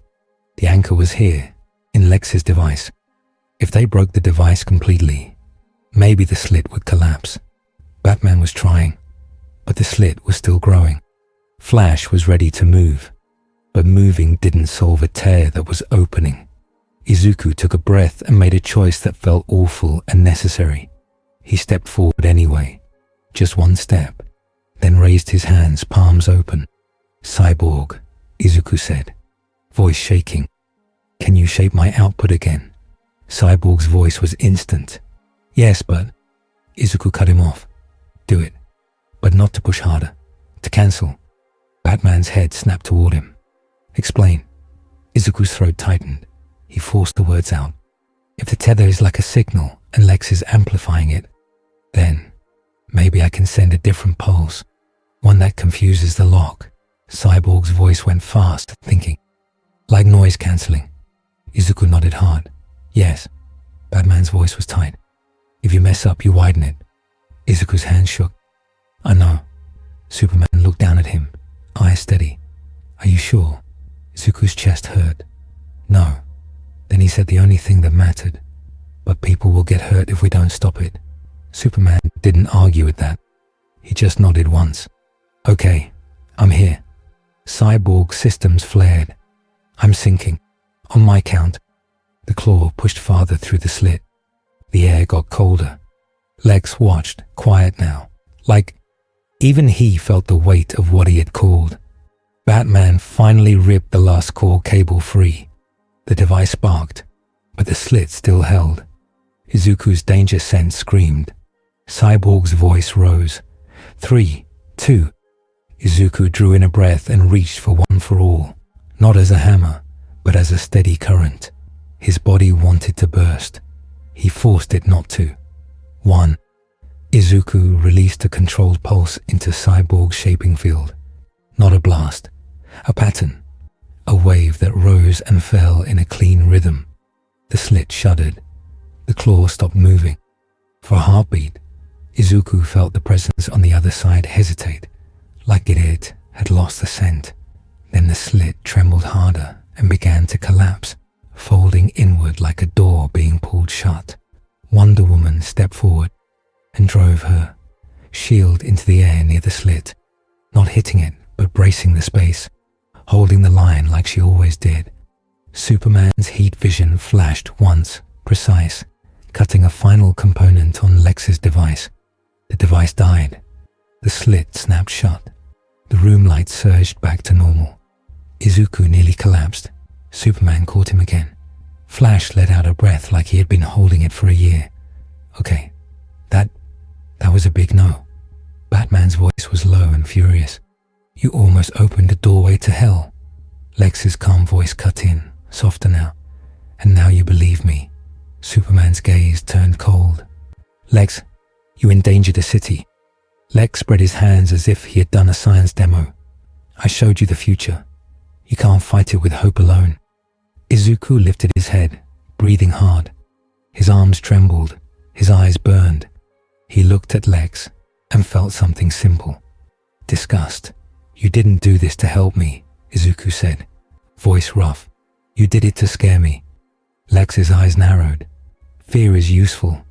Izuku's jaw tightened. Not to me. Batman stepped closer to Lex, cape heavy. You're done. Lex didn't look frightened. He looked annoyed. What are you going to do, Batman? Arrest me? In my building, during my event, in front of cameras? Batman's voice was flat. No. He turned slightly. We leave. Flash blinked. We leave? Batman's eyes stayed on Lex. He wants a public fight. He wants us to look like tyrants. We don't give him that. Lex's smile returned. Small. Smart. Superman's hand tightened briefly on Izuku's shoulder. This isn't over. Lex nodded like that was the point. No. It's beginning. Later, in the watchtower's quiet, Izuku sat alone with his notebook open. His hands still trembled slightly. He wrote anyway. Lex offer home. Real goal. Control. Method. Fear public image. Result. Small tear opened. He paused, then wrote another line. Slower. Presence, not parademon. Bigger. His pen hovered. He didn't want to write what came next, but he did. I am a signal.